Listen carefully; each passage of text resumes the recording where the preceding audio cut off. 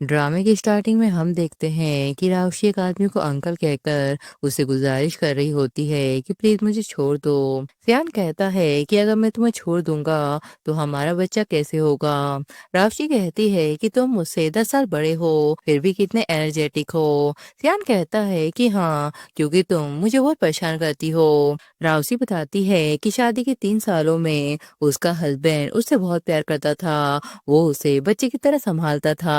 उसे लगता था कि वो इस दुनिया की सबसे खुशनसीब लड़की है। लेकिन फिर वो दिन आता है जब उसे समझ आता है कि ये सब बस एक झूठा दिखावा था। एक दिन रावशी घबरा कर सियान को कॉल करती है। वो रोते हुए कहती है कि प्लीज फोन उठा लो, मेरे डैड बहुत ही सीरियस है। लेकिन कॉल जाती रहती है। एक बार नहीं बल्कि 99 बार कॉल करने के बाद भी कोई भी फोन नहीं उठाता। वो टूट जाती है और बार बार खुद से पूछती है कि उसने मेरा फोन क्यों नहीं उठाया। फिर हमें दिखाते हैं कि उसके डैड नहीं रहे। वो रोते रोते कहती है कि जब मुझे सियान की सबसे ज्यादा जरूरत थी तो वो मेरे साथ क्यों नहीं था। तभी उसकी एक दोस्त उसे बताती है कि उसने पेरिस में उसके हस्बैंड को किसी और लड़की के साथ देखा था। वो दोनों बहुत ही क्लोज लग रहे थे। वो लड़की कोई और नहीं बल्कि रावशी की आंटी शाओ होती है। रावशी को यकीन नहीं होता। वो कहती है कि ऐसा कैसे हो सकता है, मेरा हस्बैंड मुझसे बहुत ही प्यार करता था, वो मुझे धोखा नहीं दे सकता। जरूर मैं कुछ गलत समझ रही हूँ। लेकिन धीरे धीरे शक सच में बदलने लगता है।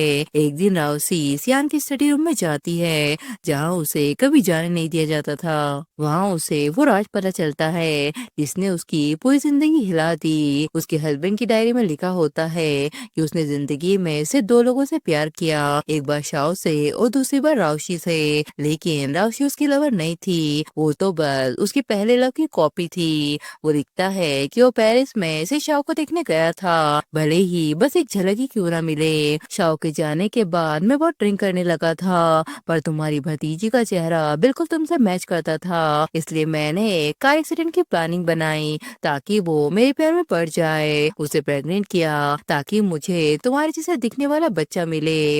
ये पढ़कर राशि पूरी तरह टूट जाती है। उसे समझ आता है कि वो सिर्फ एक ऑप्शन थी, यहाँ तक कि उसका होने वाला बच्चा भी उसके लिए सिर्फ एक रीजन था। वो हंसते हंसते रो पड़ती है और कहती है कि अब भी तुम मुझसे प्यार करते हो।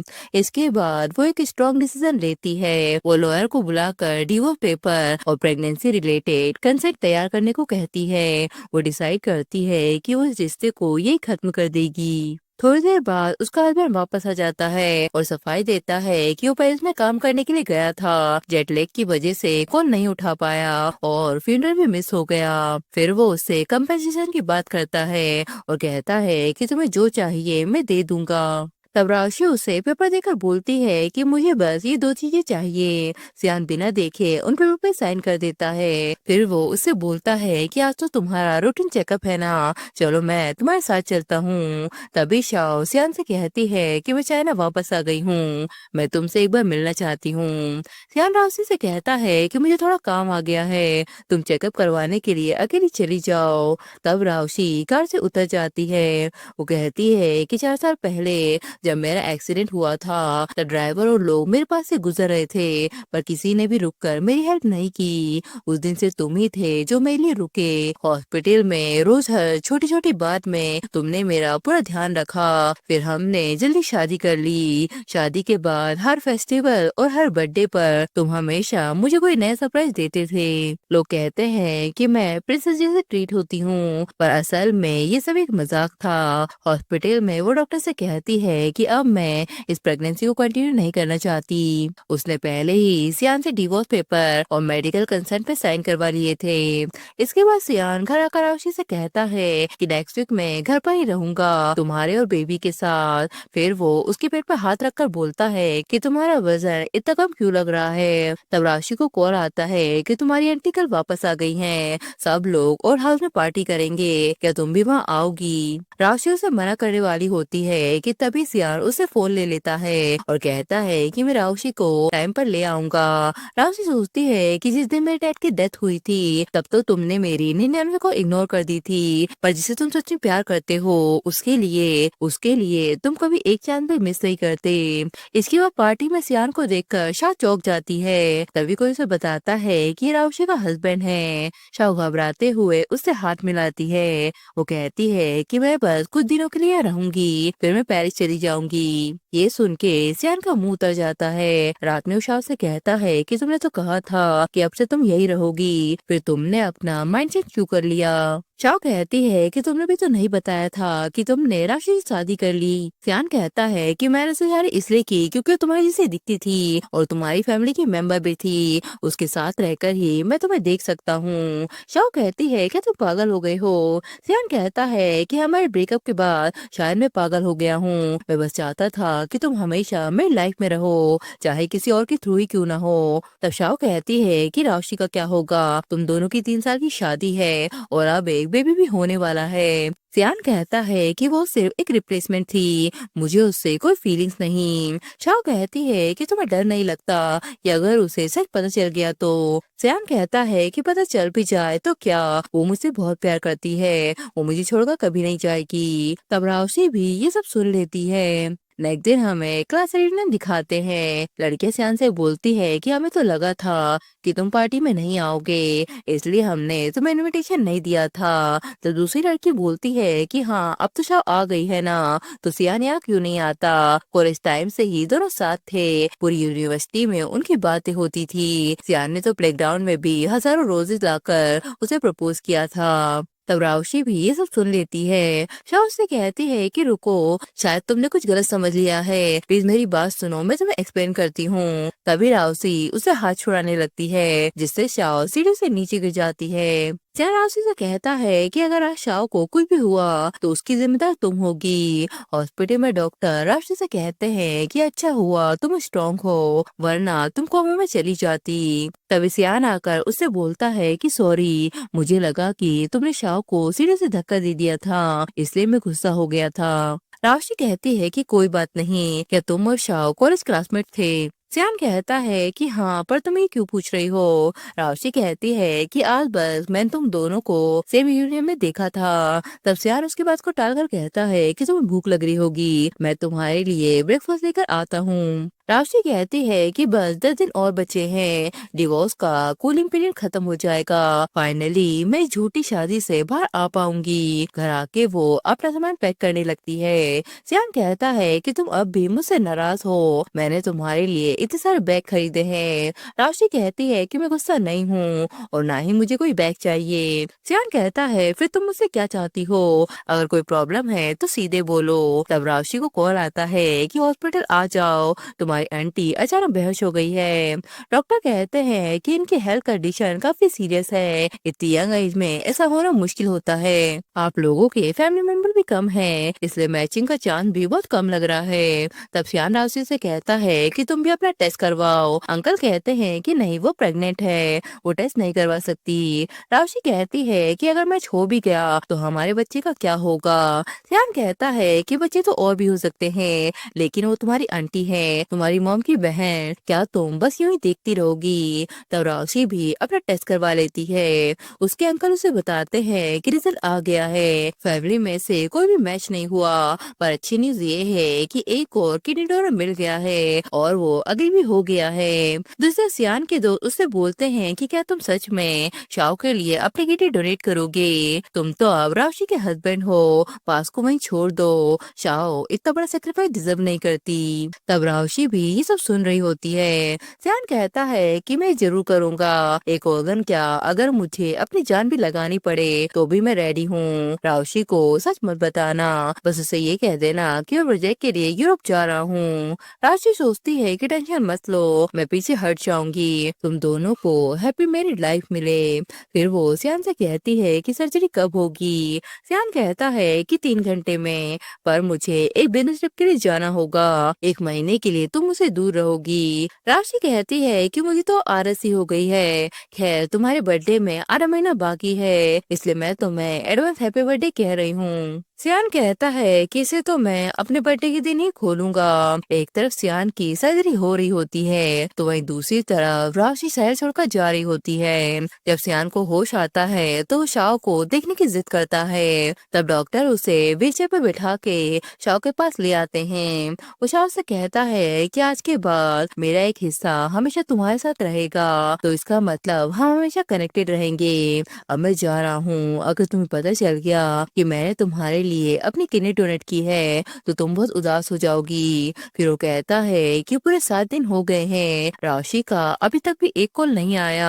पहले तो वो मुझे बहुत कॉल करती थी। वो उसका नंबर भी ट्राई करता है पर वो नंबर बंद आ रहा होता है। वो सेक्रेटरी से कहता है कि राशि कहाँ गई। सेक्रेटरी बोलता है कि मैडम 7 दिन पहले ही घर छोड़कर चली गई थी। तब सियान कहता है कि अभी तुरंत राशि का गिफ्ट लेकर आओ जो उसने मुझे लास्ट टाइम दिया था।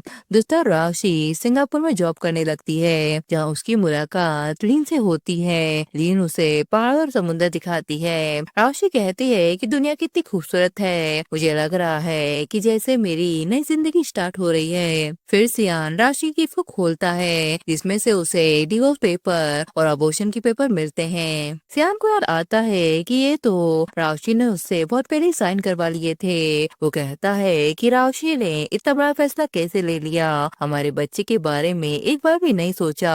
तब शाओ चैन से कहती है कि इस महीने हर रोज तुम मेरे पास आ रहे हो, क्या तुम कभी राशि के साथ चेकअप पर भी गए हो? बोलो कहीं तुम मुझसे कुछ छुपा तो नहीं रहे। चियान कहता है कि राशि और मेरा डिवोर्स हो चुका है, उसने मुझसे झूठ बोला और डिवोर्स के पेपर पर मुझसे साइन करवा लिए। शाओ कहती है कि नहीं, तुम झूठ बोल रहे हो, वो तुमसे बहुत प्यार करती थी, वो ऐसा नहीं कर सकती। सियान बोलता है कि मैं झूठ नहीं बोल रहा हूँ, उसने बहुत पहले ही ये सब डिसाइड कर लिया था। शाओ कहती है कि ये सब मेरी गलती है, मुझे वापस आना ही नहीं चाहिए था, अब मैं जा रही हूँ। सियान कहता है कि इसमें तुम्हारी कोई गलती नहीं, उसके डैड के जाने के बाद से ही वो बहुत बदली बदली सी हो गई थी क्योंकि मैं उसके साथ नहीं था। शाओ कहती है तो अब वो कहाँ है, क्या तुमने उसे ढूंढा भी है? सियान कहता है कि वो अभी सिंगापुर में है, पर तुम चिंता मत करो, वो बिल्कुल सेफ है। अब वो चली गई है तो मैं तुम्हारे साथ रहना चाहता हूँ। एक बार हमने मौका खो दिया था, अब भगवान ने हमें दोबारा चांस दिया है। ऐसा कहकर वो उसे किस करने लगता है। फिर हमें दिखाते हैं कि वो उसे वही फ्लावर देता है जो कॉलेज में उसने उसे प्रपोज करते वक्त दिए थे। वो दोनों वॉक पर निकल जाते हैं।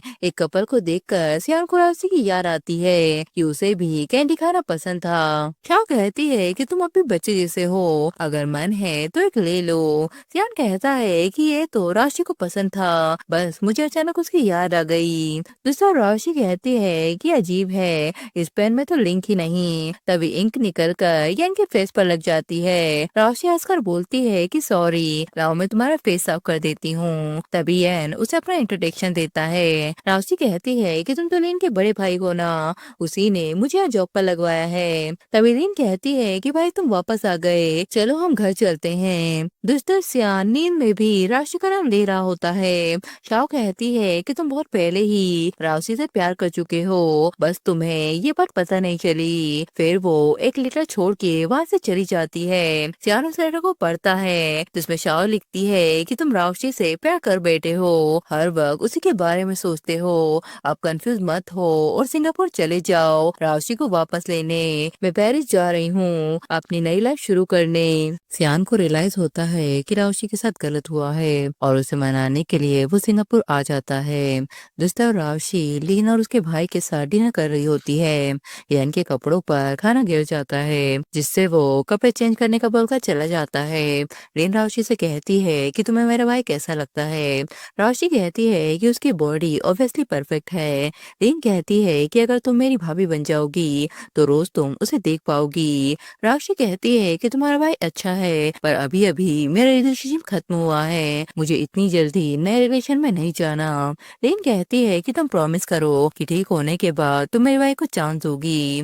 दूसरा सेक्रेटरी सियान से कहता है कि मैडम अभी वाइन एसेस में है, लगता है कि वो कुछ दिन वहीं रुकेंगी। तब सियान राशि से कहता है कि तुम मुझे बिना बताए क्यों चली गई? मैंने तुम्हें कितना ढूंढा। राशि कहती है कि तुम मुझे गलत इंसान समझ रहे हो। सियान कहता है कि सब मेरी गलती थी, मेरे साथ घर चलो। तभी लीन कहती है कि तुम कौन हो और हमारे मैनर में क्या कर रहे हो? अभी यहाँ से निकल जाओ वरना मैं पुलिस को कॉल करूंगी। जिस पर सियान वहाँ से चला जाता है। राशि कहती है कि वो मेरा एक हस्बैंड था। लीन कहती है कि तुम घबराओ मत, अगर उसने तुम्हें फिर से डिस्टर्ब किया तो मैं उसे हैंडल कर लूंगी। सियान कहता है कि शायद राउसी मुझसे अभी भी नाराज है, कोई बात नहीं, मैं उसका वेट कर लूंगा। फिर वो दोबारा राउसी से कहता है कि तुम मुझसे क्यों बच रही हो? मैं प्रॉमिस करता हूँ कि आगे से मैं तुम्हें कोई भी तकलीफ नहीं दूंगा। राउसी कहती है कि हम डिवोर्स ले चुके हैं, प्लीज मुझे परेशान करना बंद कर दो। तब सियान गुस्से में उसका हाथ पकड़ लेता है, लेकिन तभी वह यह ना कर उसका हाथ छुड़ाने लगता है। सियान कहता है कि अब तुम कौन हो, साइड में हट जाओ, जिससे उन दोनों के बीच में फाइट होने लगती है। लेकिन राउसी से कहती है कि हम चलते हैं, ये दोनों खुद ही हैंडल कर लेंगे। सियान उससे कहता है कि ये मेरे और मेरी वाइफ के बीच की बात है, तुम कौन होते हो हमारे बीच में बोलने वाले? यन कहता है कि तुम दोनों का तो ऑलरेडी डिवोर्स हो चुका है, अब उसका तुमसे कोई रिश्ता नहीं। सियान कहता है कि वो बस एक मिसअंडरस्टैंडिंग थी, पहली बार उसे मुझसे प्यार हो गया था तो दोबारा भी उसे मुझसे प्यार हो सकता है। यन कहता है कि मैं भी राशि को पसंद करता हूँ, मैं उसे दोबारा हट नहीं होने दूंगा, जब तक मैं यहाँ हूँ वो तुम्हें कभी पसंद नहीं करेगी। इसके बाद सियान वाइन और पूरी एसेंस खरीद लेता है। राशि उससे कहती है कि वाइन एक ट्रीटमेंट की लिस्ट है, प्लीज इस पर साइन कर दीजिए। सियान कहता है कि रुको, मुझे तुमसे बात करनी है, मैंने ये वैन रेस सिर्फ तुम्हारे लिए खरीदी थी ताकि मैं तुमसे बात कर सकूं। राशि कहती है कि जो बोलना है जल्दी बोलो। सियान कहता है कि सॉरी, मैं तुम्हारे डैड के फ्यूनरल में नहीं आ सका और जब तुम प्रेग्नेंट थी तब मैंने तुम्हारा ध्यान नहीं रखा। राशि कहती है कि मैंने सिर्फ इन बातों की वजह से तुमसे डिवोर्स नहीं लिया, मुझे सब पता चल गया था, जो कुछ भी तुमने स्टडी रूम में छुपा रखा था। तुम मुझे क्या समझते थे, शव का रिप्लेसमेंट? सियान कहता है कि मुझे लगता था मैं शव से प्यार करता हूँ, पर तुम्हारे जाने के बाद मेरे दिमाग में सिर्फ तुम्हें घूमती रहती थी। राशि कहती है कि तुम्हारी प्रॉब्लम है, मुझे तुमसे अब कोई फीलिंग नहीं, दोबारा मुझे परेशान मत करना। सियान सोचता है कि राशि अचानक इतनी हार्टलेस कैसे बन गई, ये सब उस लड़के की वजह से हुआ है, उसी ने राशि का दिमाग बदल दिया। फिर वो शाह को कॉल करके बोलता है कि मुझे तुम्हारी हेल्प चाहिए, बस थोड़ी सी एक्टिंग टाइप का काम है। फिर शाह राशि से मिलने के लिए आ जाती है। वो बोलती है कि मैं सिंगापुर वाइन खरीदने आई थी, क्या कोइंसिडेंस है कि तुम मिल गई? हम इतने सालों से एक दूसरे से दूर रहे हैं, चलो आज साथ मिलकर बातें करते हैं। राशि कहती है पर सियान यहाँ क्यों है? शाओ कहती है कि सियान ने भी कंट्री एक्स का वाइन एसेंस खरीद लिया है, वो यहाँ काम के लिए आया है। सियान राशि से कहता है कि डायमंड नेकलेस मैं तुम्हारे लिए लाया हूँ। राशि कहती है कि मुझे इसकी जरूरत नहीं। तब शाओ उसे जेल सील करवाने के लिए बोलती है कि लाओ इसे मुझे पहना दो। फिर वो कहती है कि सियान और मैं नेक्स्ट मंथ शादी करने वाले हैं। राशि कहती है कि ये तो बहुत ही अच्छी न्यूज है, मैं तुम दोनों को एक अच्छा गिफ्ट दूंगी। अब मेरा पेट भर गया है तो मैं चलती हूँ। शाओ कहती है कि उसे तो कोई फर्क ही नहीं पड़ा। सियान कहता है कि वो बस एक्टिंग कर रही है, वो बस अभी गुस्सा है। शाओ बोलती है कि अगर तुम सच में उससे प्यार करते हो तो उसे फ्री छोड़ दो। सियान कहता है कि नहीं, मैं उसे बदलने पर मजबूर कर दूंगा। इसके बाद लीन अपनी वाइफ से कहती है कि हम नया प्रोजेक्ट लॉन्च क्यों नहीं कर रहे। उसका भाई बोलता है कि सियान क्वालिटी चेक करी हाँ नहीं बोल रहा, जब तक क्वालिटी चेक क्लियर नहीं होती तो प्रोडक्ट मार्केट में लॉन्च नहीं हो सकता। लीन कहती है पर ये तुम्हारी और राशि का हार्ड वर्क है। राशि कहती है क्या मैं उससे फिर से बात करूं, शायद वो मान जाए। लीन कहती है कि नहीं, सियान तो बस इसी बात का वेट कर रहा है कि तुम कब उसके पास जाओ। तभी सेक्रेटरी राशि से कहता है कि 3 दिनों से प्रेसिडेंट ने कुछ भी नहीं खाया, वो रोज आपका नाम लेते रहते हैं, प्लीज आप एक बार उनसे मिल लो। राशि कहती है कि ठीक है, मैं तुम्हारे साथ चलती हूँ। तब लीन कहती है कि मत जाओ, क्या पता कि सियान फिर से क्या प्लान बना रहा हो। राशि कहती है कि ये मैटर कभी ना कभी तो खत्म करना होगा। यन कहता है कि ठीक है, मैं भी तुम्हारे साथ चलूंगा। फिर सियान से कहती है कि तुमने ये क्या बचपना लगा रखा है, 4 दिन से तुमने कुछ खाया नहीं। सियान कहता है कि तुम्हारे दिल में मेरे लिए थोड़ी सी भी फीलिंग नहीं बची। राशि कहती है कि जब मुझे पता चला था कि तुम मुझसे नहीं नहीं बल्कि मेरी आंटी से प्यार करते हो, तभी से मेरा दिल खत्म हो गया था। मैं तुमसे लाख बार बोल रही हूँ कि खुद का ध्यान खुद रखो, मैं इसमें कुछ नहीं कर सकती। सियान कहता है कि रुको, ये क्वालिटी चेक का फॉर्म है, मैंने इस पर ऑलरेडी साइन कर दिए हैं। राशि कहती है तो बताओ तुम्हारी कंडीशन क्या है। सियान कहता है कि मुझे बस एक दिन तुम्हारे साथ स्पेंड करना है, वो भी तुम्हारे मैनर में। तब राशि उसकी कंडीशन मान लेती है। इसके बाद सियान उसे मैनर में काम करते हुए देखता है। वो उसे कहता है कि तुम ये सब क्या रिकॉर्ड कर रही हो। राशि कहती है कि ये न्यू प्रोडक्ट का टच डाटा है, जो कि बहुत ही इम्पोर्टेंट होता है। सियान सोचता है कि अब राशि ने अपनी नई दुनिया बना ली है, उसकी दुनिया में मेरे लिए कोई जगह नहीं बची। और सेक्रेटरी से कहता है कि यहाँ से चलो। तभी जमीन हिलने लगती है। वो कहता है कि ये सब क्या हो रहा है। सेक्रेटरी कहता है कि लगता है भूकंप आया है। तब सियान राशि को बचाने के लिए अंदर चला जाता है, जहाँ वो खुद भी इंजर्ड हो जाता है। वो कहता है कि शायद हम दोनों अब बच नहीं पाएंगे। तभी वहाँ यन आकर उन दोनों को वहाँ से बाहर निकलता है। सियान फिर से अंदर जाने लगता है। वो कहता है कि राउसी का एक्सपेरिमेंट डाटा अंदर ही रह गया, वो उसके लिए बहुत इम्पोर्टेंट है। यन कहता है कि तुम यही रुको, उसे मैं लेकर आता हूँ।